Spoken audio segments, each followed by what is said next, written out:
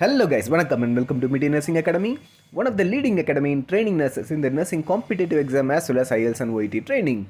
In this today's session, we are going to discuss about the golden points, important points and question discussion for upcoming SGPGI exam. So here in this video, we are going to discuss each and every option rational and what are all the keywords, how to read the question along with the keywords. So these things are very important for the upcoming exam. So watch the video till the end. So definitely it is going to be very useful for you guys. So if you like this video, please like it, share it, subscribe it, and don't forget to click on the bell icon. Let's begin the session. The question number 77. Why I am starting with question number 77? Already 3 videos I have uploaded which is related to this SGPGI exams. Okay, so in that we have discussed about various questions. So if you doesn't watch those videos, please go to MIT Nursing Academy YouTube channel and you can watch the videos. Let's begin the session. Which one of the following is a type of generalized seizure? So as you all know, there are 2 types of seizure, partial seizure and general seizure. General seizure means whole brain is going to involve, that is called as generalized seizure. Partial seizure means the seizure is going to origin in a particular foci or a particular part, that is called as what? Partial seizure. Okay, so this is the broad classification between the generalized seizure and partial seizure.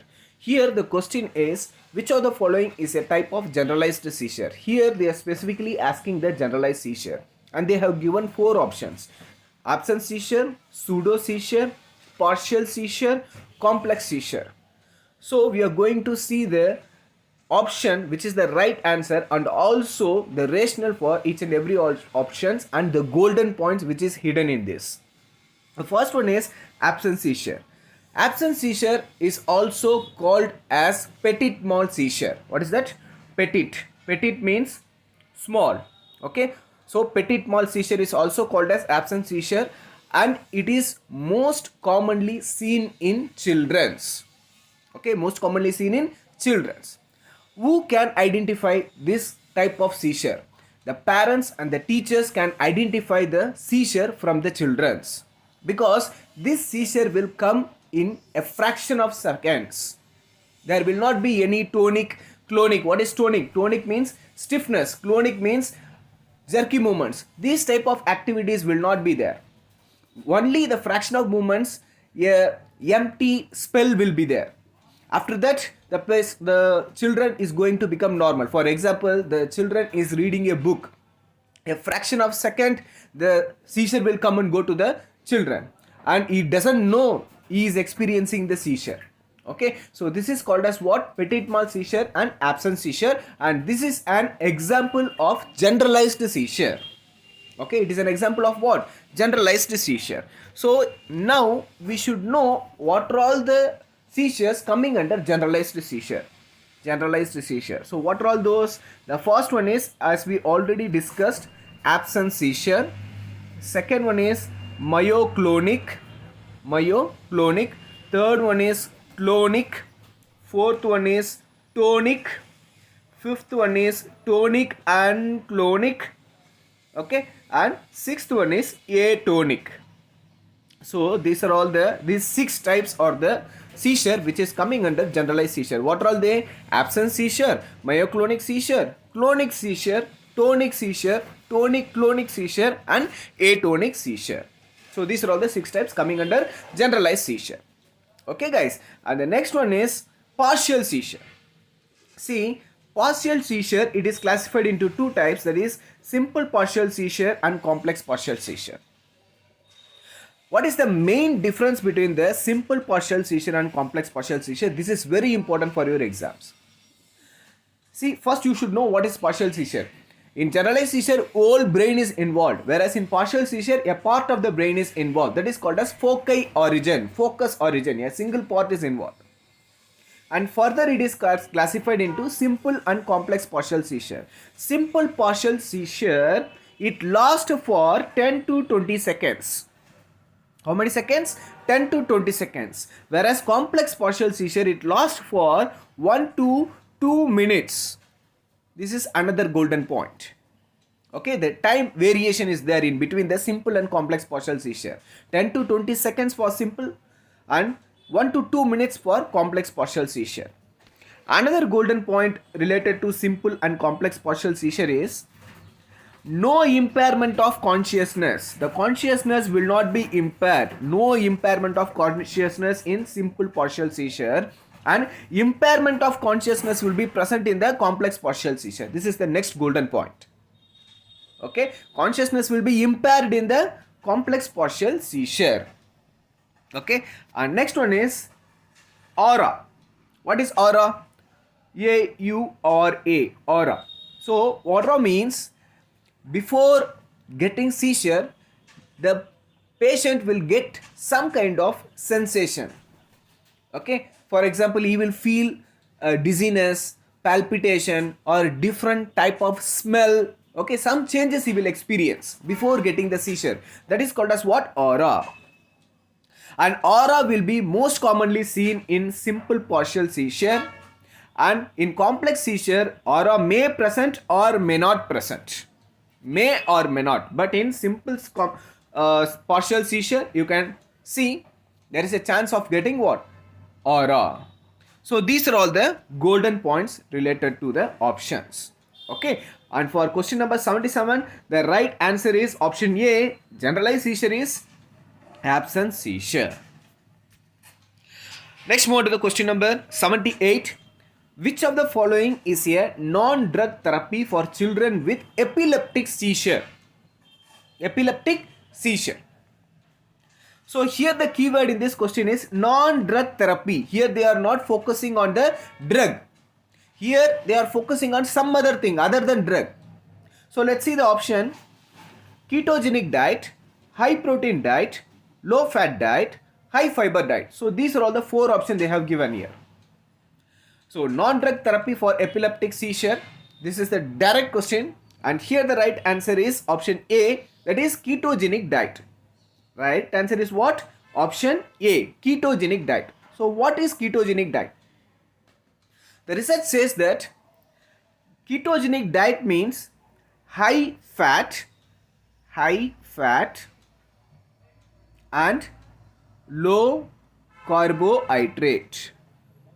High fat and low carbohydrate diet is called as ketogenic diet, and if you are administering or providing this kind of diet to the patient, low sugar and high fat component alter the excitability of the brain.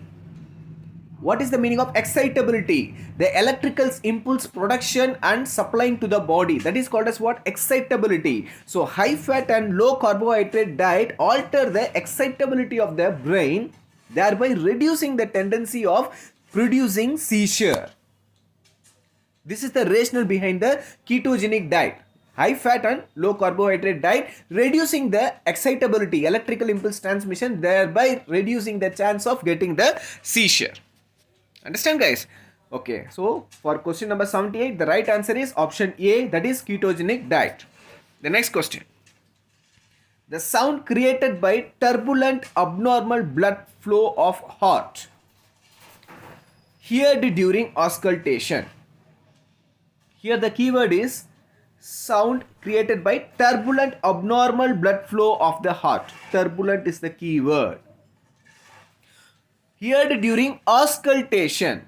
By using the stethoscope, you are hearing the heart rate and you are getting the turbulent sound. So in which condition you will get that turbulent sound? See, here the right answer is option C, that is murmur. In murmur, turbulent blood flow sound will be there. See, instead of turbulent, you can also get blowing, oozing, W-H-O-O-S-I-N-G, oozing, or rasping sound.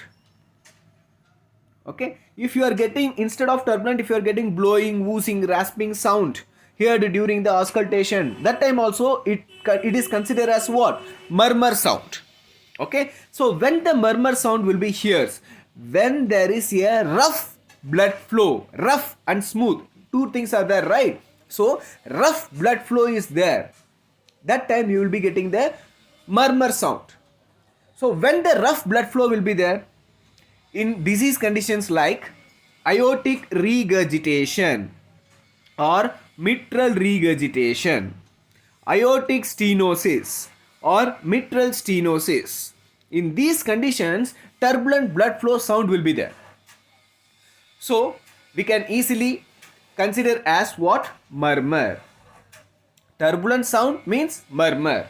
Murmur means there is a problem in the walls of the heart, like aortic stenosis, mitral stenosis, aortic regurgitation, mitral regurgitation. In these conditions, this murmur sound will be heard. And the next one is friction rub. What is friction rub? It is also called as pleural friction rub. Pleural friction rub or pleural rub. Okay. See, parietal pleura, visceral pleura. If the viscosity of the pleura is decreased, that time the pleura will get rubbing. Both the pleura will get rubbed.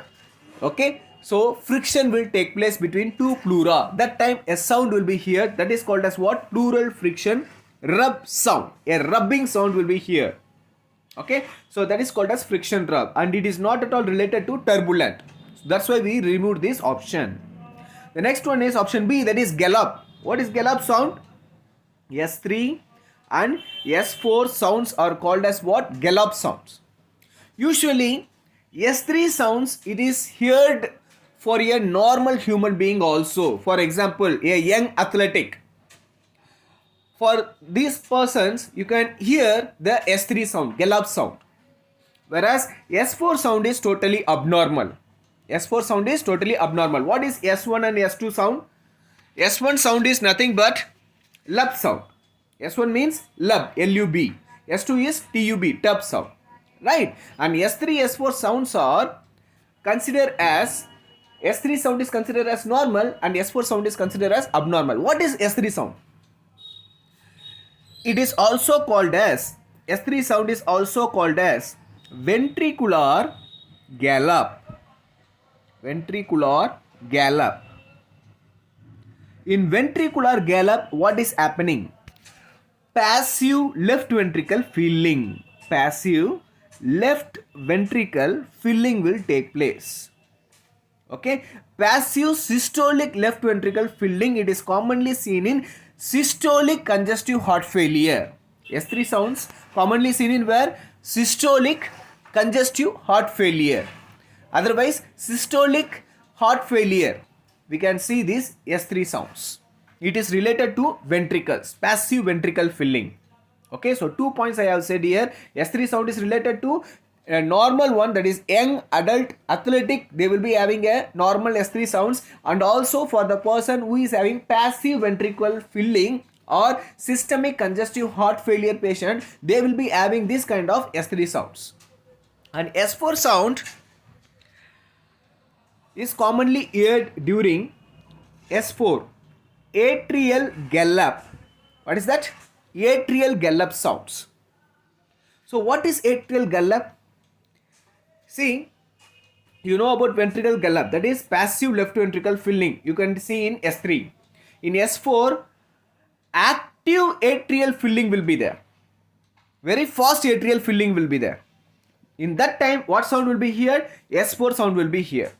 This is called as what? Atrial gallop. Okay. So on the whole, gallop sound means S3 sound and S4 sound. Okay. Fine. So for question number 79, the correct answer is murmur, option C. Question number 80. Which of the following is the sound that provides the systolic pressure reading? This is the keyword. Systolic pressure reading, and is the first Korotkov sound. First Korotkov sound. Heard as the pressure in the blood pressure cuff is released. You should know what is Korotkov sound. The keywords here are systolic pressure reading, first Korotkov sound. These two are the keywords. What is Korotkov sound? Korotkov sound. See, during blood pressure monitoring, manual blood pressure monitoring, what you will do? you will contract the blood vessels. Okay, by means of you will be tying the BP cuff around the arms and you are increasing the pressure of the BP cuff. That time what will happen? The blood vessel which is present inside the arms, especially the brachial artery, it is going to get compressed. It is going to get what? Compressed. Okay, so this is the brachial artery. You are increasing the cuff pressure. That time what is happening? Your artery is getting compressed. Once the artery is compressed, you are slowly releasing the BP cuff. So that time what will happen? Slowly the blood flow is going to start. Okay, when the blood flow is going to start, there is a sound which is produced, that is called as what? Korokov sound. Once again I will repeat. When you are tying the BP cuff on the arms and you are increasing the pressure, what will happen? You are compressing the brachial artery. The brachial artery is totally compressed. The blood flow is totally stopped. After that, again you are slowly releasing the pressure cuff. Slowly the brachial artery is going to dilate. So once the brachial artery is dilated, the blood flow is going to increase. Once the blood flow is increased, once the blood flow is started, you are getting a sound that is called as what? Korokov sound. Actually there are 5 types of Korokov sound. Okay, so let me tell you. The first sound is a tapping sound. Okay, in this question also they asked about the first Korokov sound, that is a tapping sound. Option A is the right one. Option A is the right one. First sound is tapping sound. Second sound is soft swishing sound. Swishing sound. This is the second sound. Okay. And third sound is crisp sound.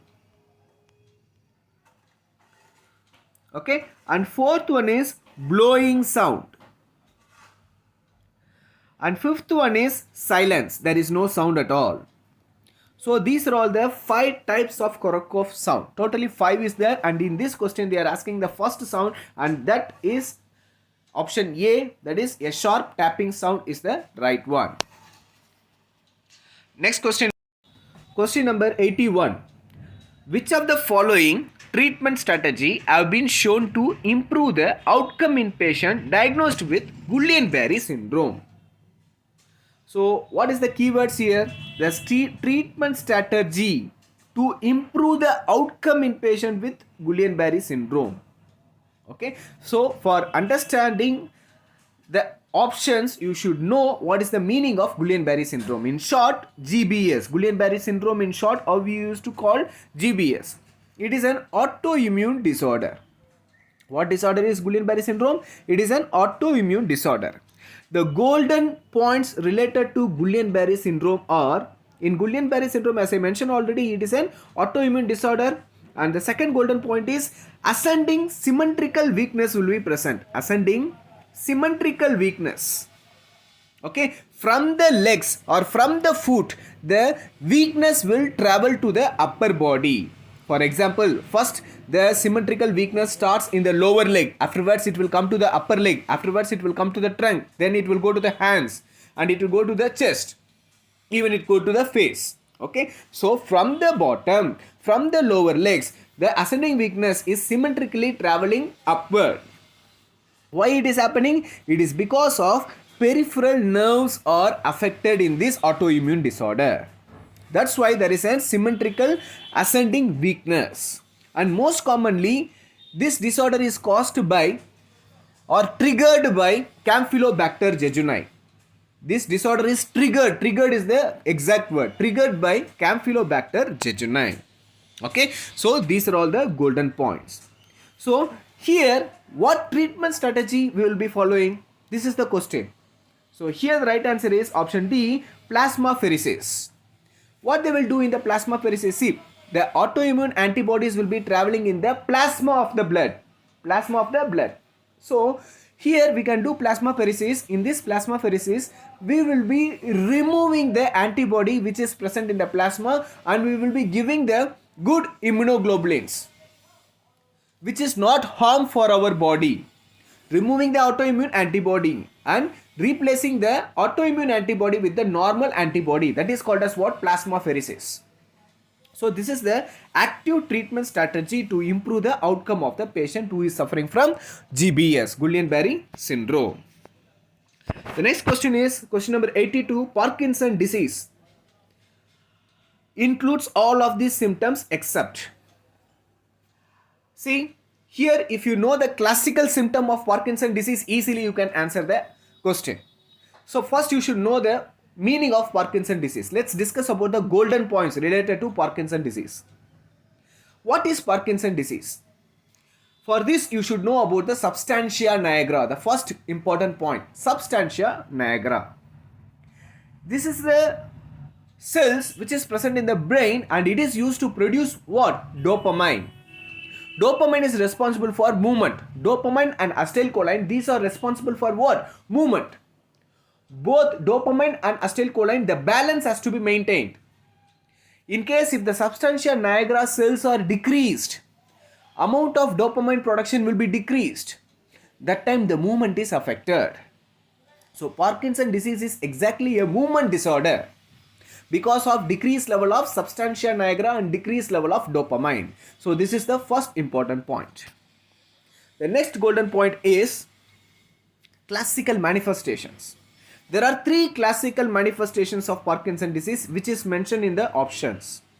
The first one is option A, bradykinesia, option B, stiffness, option D, tremors. Bradykinesia, stiffness, tremors. These 3 are the classical sign of Parkinson disease. Okay. So other than these 3, some other sign is also there, that is stooped posture. Stooped posture, like a old person, how the old persons or old people will walk. They will carry a stick and they will bend their trunk forward and they will walk, right? That is called as what? Stooped posture. Pin roll movement will be there. If you are giving a paper and pen to the patient and ask the patient to write the name and they will just roll, their handwriting will be like a rolling movement. Okay, that is called as pin roll movement. Mask like face will be there. Expression like face will be there. Decrease in the blinking reflex and shuffling gait will be there. Shuffling gait. Okay. And cogwheel rigidity will be there. Cogwheel rigidity. So these are all the manifestations of Parkinson disease. Understand, guys? So in this question, question number 82, they are asking, these are all the Parkinson disease signs and symptoms except. So option A is the signs of Parkinson, B is also the signs of Parkinson, D is also the signs of Parkinson, and leftover is option C, that is thunderclap headache. Okay, so option C is the right one for question number 82. Next one is question number 83. Which term would the nurse use to document the pain at one site which is perceived in another site?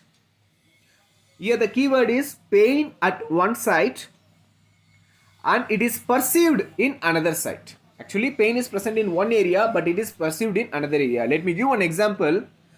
In cholecystitis, the pain will be radiated to the right scapula, below the right scapula.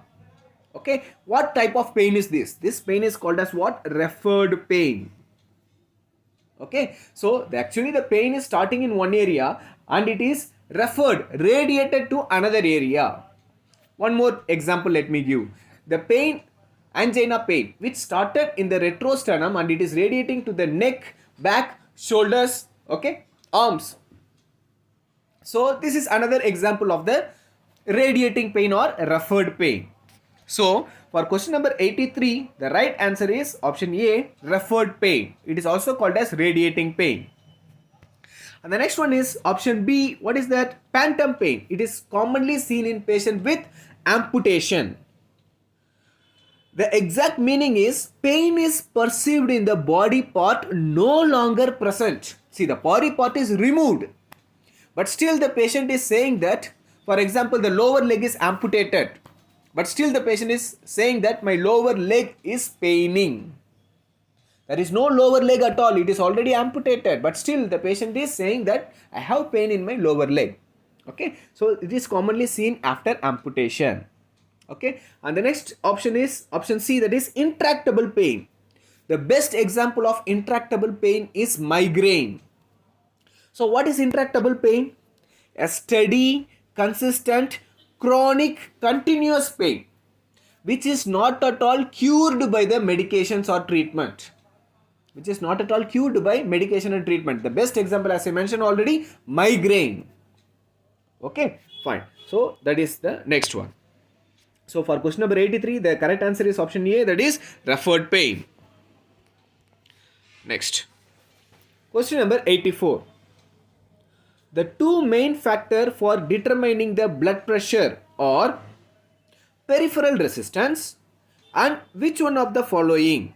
So here the keyword is they are asking two main factors. Okay, two main factors. One factor they have given here. Two main factor for determining the blood pressure. One factor they have given peripheral resistance, and another factor is, it is a direct question, cardiac output. Option A is the right one for question number 84. So cardiac output and peripheral blood vessels resistance, these two are determining the blood pressure. Question number 85. In infectious disease such as hepatitis B and hepatitis C, reservoir for pathogen is. See, as you all know, hepatitis A, it is transmitted by fecal-oral route. Waterborne, foodborne. If you doesn't wash your hand, and if you are touching another person, means again it is also becoming contact. Okay, so fecal-oral route transmission is hepatitis A. Another golden point related to hepatitis A is also called as, hepatitis A is also called as infectious disease. Understand? Fine. And what about hepatitis B and hepatitis C? Usually if the person is exposed, for example in case of needle stick injury, immediately we are sending the blood sample for HBsAg and HCV. You are checking for HBsAg and HCV. What is it? We are checking for hepatitis B virus and hepatitis C virus. Okay, so once you joining in any kind of medical profession, immediately you are getting the hepatitis B vaccine. 3 doses you will be getting. 0 dose in, okay, and first dose and second dose. 0 dose immediately, and first dose in the first month, second dose in the 6th month. So totally 3 doses we are getting. Why this much precautions we are taking? Because hepatitis B and hepatitis C is transmitted through the blood and body fluids. As a medical professionalist, we are more prone for what? Needle stick injury. We are more prone for contact with the body fluids. There is a more chance for hepatitis B and C and D infections, because B, C, D are transmitted by blood and body fluids, and most common is B and C. Understand, guys? Yes. So that's why infectious disease such as hepatitis B and C, the reservoir is blood. Okay, guys? Fine. So for question number 85, the right answer is option A, that is blood. And question number 86, involvement of which of the following structure will lead to right side hemiplegia and aphasia? Very simple question. Which of the following structure will lead to right side hemiplegia and aphasia? Aphasia means absence of speech. Okay, so right side hemiplegia is there. Half of the body is not at all functioning, that is hemiplegia. And here in this question, right side hemiplegia is there. So right side hemiplegia means where is the problem will be there? Left side. In the brain, left side some problem is existing, means it is exposed in the right side. For example, left side head injury, right side paralysis will be there. Right side head injury, left side paralysis will be there. It is because of the decussation which is happening in the medulla oblongata. Consider this is the brain. This is the brain. This is the left side of the brain, and this is the right side of the brain. Understand? So the left side nerves are crossing the medulla oblongata and supplying to the right side of the body. Right side nerves are crossing the medulla oblongata and supplying the left side of the body.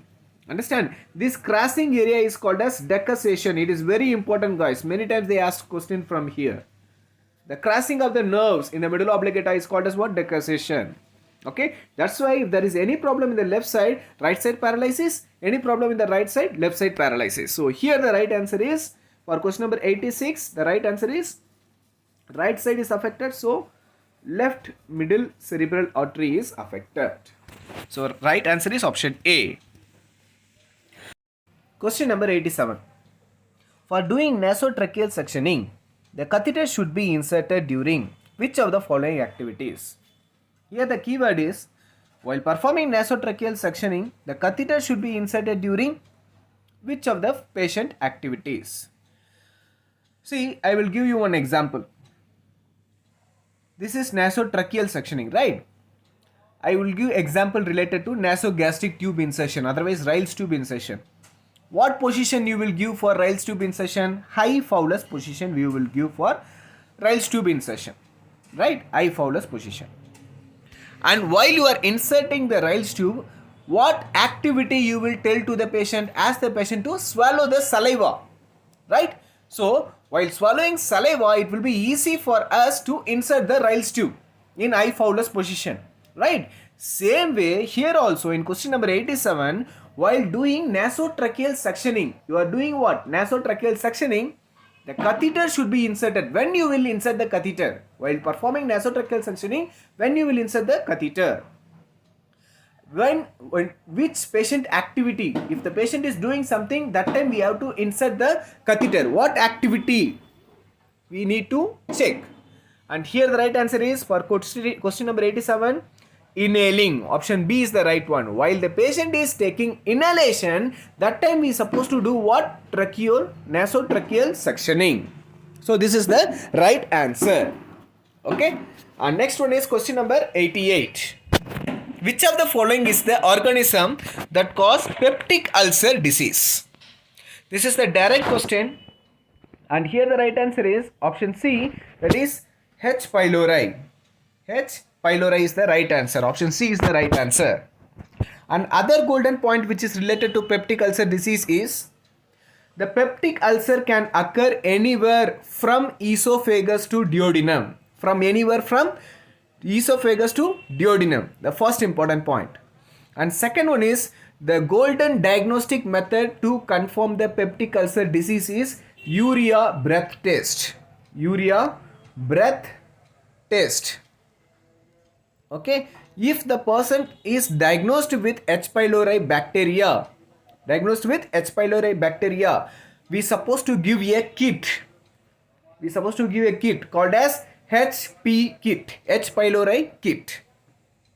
Okay. So in this, amoxicillin, omeprazole, clotrimazole, these tablets will be there in HP kit. Okay. So these are all the other golden points which is related to the peptic ulcer. For question number 88, the right answer is option C. Question number 89. Which of the following is the drug of choice to treat anaphylaxis? Many times this question asked. In kind of allergic reaction, anaphylactic reaction. So what drug we will use immediately? And the right answer is option D, that is epinephrine. Epinephrine. And next one is question number 90. Which of the following is the earliest manifestation of inadequate oxygenation? This question also asked many times. If there is lack of oxygen, if you are traveling to a hills, okay, top of the hills, there will be depletion of oxygen will be there. Immediately what will happen to you? Restlessness will be there. Okay. So here the right answer is option C, that is restlessness. Next one, question number 91. The principle of fairness is known as. This is also the direct question, and here the right answer is option C, justice. Principle of fairness is known as what? Justice. And other options like advocacy. What is advocacy? Talking or behaving for the benefit of the patient. That is called as advocacy. Talking for the patient, supporting the patient, talking for or behaving for the wellness benefits of the patient. That is called as advocacy. Autonomy means, as you all know, it is nothing but freedom. Accountability means responsibility. And principles of fairness means justice. So for question number 91, the right answer is option C, justice. The next question is question number 92. The appendix is in. It is a direct question. The appendix, it is a vestigial organ. Vestigial means the organ which is present in our body and it is no use at all. That is called as vestigial organ. And this organ, that is appendix, is present in the right iliac fossa. Where the appendix is present? Option D, that is in right iliac fossa. Okay. The other golden points, right? If there is appendicitis, the pain will be there in the McBurney's point, in between the umbilical cord and anterior superior iliac spine. In the right side, the pain will be there. That is called as what? McBurney's pain. And rebound tenderness will be there to the patient in McBurney's point. Okay, fine. And the next one is question number 93. The oxygen cylinder color code in India. It is also a direct question. And here the right answer is option A, black body and white shoulder. Black body and white shoulder. Okay, usually in India, the oxygen cylinder, the body will be in black and in the top it will be white in color. Okay, and next one is fMRI. Question number 94. fMRI stands for functional magnetic resonance imaging. Answer is option D. Functional magnetic resonance imaging is the right answer. And question number 95. Kussmaul breathing is a deep labored breathing, often associated breath. See, Kussmaul breathing means immediately you have to think about diabetic ketoacidosis. Diabetic ketoacidosis is commonly seen in type 1 diabetes mellitus. In type 1 diabetes mellitus, diabetic ketoacidosis will be there. In diabetic ketoacidosis, Kussmaul respiration will be there. What is Kussmaul respiration? Rapid and deep breathing will be there. That is called as what? Kussmaul respiration. You can see rapid and deep breathing. Rapid means what? Fast, and deep breathing will be there. If you are getting this kind of pattern in the exam, it is Kussmaul breathing. So, Kussmaul breathing is commonly seen in diabetic ketoacidosis. For question number 95, option A is the right one. Next is question number 96. RBSK stands for. RBSK full form is Rashtriya Bal Swasthya Karyakram. Option C is the right one. Rashtriya Bal Swasthya Karyakram. What is this Rashtriya Bal Swasthya Karyakram? See, here it is aimed at yearly identification of the children's. It is focusing on where? Children's from birth till 18 years. Till 18 years. Rashtriya Bal Swasthya Karyakram, it is focusing on children from birth to 18 years for 4 Ds. Very important point. For 4 Ds. In Pellagra 4 D is there, right? Pellagra 4 Ds are there. Death, dementia, dermatitis and diarrhea. In Pellagra it will be there. Same way here also in Rashtriya Bal Swasthya Karyakram 4 Ds are there. What are they? Birth defect. Defect in the birth. Okay, birth. Deficiencies. Any kind of deficiency. Any kind of disease.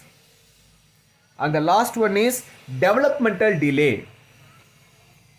Defect, that is birth defect, any deficiencies, any disease and developmental delay. These 4 Ds are focused in the Rashtriya Bal Swasthya Karyakram for children between birth to 18 years. And question number 97. The natural pacemaker of the heart, as you all know, it is SA node. Okay. So for question number 97, option B is the right one. SA node. And question number 98. Short shuffling gait is the characteristics seen in. Just now we have seen shuffling gait is one of the manifestation of what? Option B, that is Parkinson disease. So for question number 98, the right answer is option B, Parkinson disease. What is Alzheimer's disease? It is a progressive degenerating disease of the brain with gradual memory loss and gradual loss of thinking. Gradual loss of memory and thinking. Progressive degenerative disease of the brain. Okay. And multiple sclerosis. Multiple sclerosis is an autoimmune disorder caused by type 4 hypersensitivity reaction. Type 4 hypersensitivity reaction is the golden point, guys. Okay. Fine. What is type 4 hypersensitivity reaction? T cell mediated hypersensitivity reaction. T cell mediated hypersensitivity reaction is called as type 4 hypersensitivity reaction, and it is seen in multiple sclerosis. And also, whenever you come across the word multiple sclerosis, you should think about what? Charcot triad. Charcot triad. That is, three classical manifestations will be there in the Charcot triad. The first one is intentional tremors, second one is nystagmus, third one is dysarthria, difficulty in speaking. These things will be there in the multiple sclerosis. And next one is myasthenia gravis, that is also an autoimmune disorder caused by type 2 hypersensitivity reaction. Multiple sclerosis is type 4 hypersensitivity reaction. Myasthenia gravis is type 2 hypersensitivity reaction. Okay, so here the golden points are: morning the person will be very active, but gradually when he started to do its action, his body function is going to get decrease. For example, we can take like chopping a vegetables in the kitchen. So once he started to chop the vegetable, he will be very fast, but gradually his muscles, skeletal muscles will become very weak. His action is going to get slowed down. Okay, so that is what happening in the myasthenia gravis. Apart from that, the classical manifestations are diplopia and double vision. Diplopia and double vision. Okay, fine. So for question number 98, the right answer is shuffling gait is seen in option B, that is Parkinson disease. 99, direct question: what is a 1% solution? 1% solution is nothing but 10 gram in 1 ml. Option A is the right one.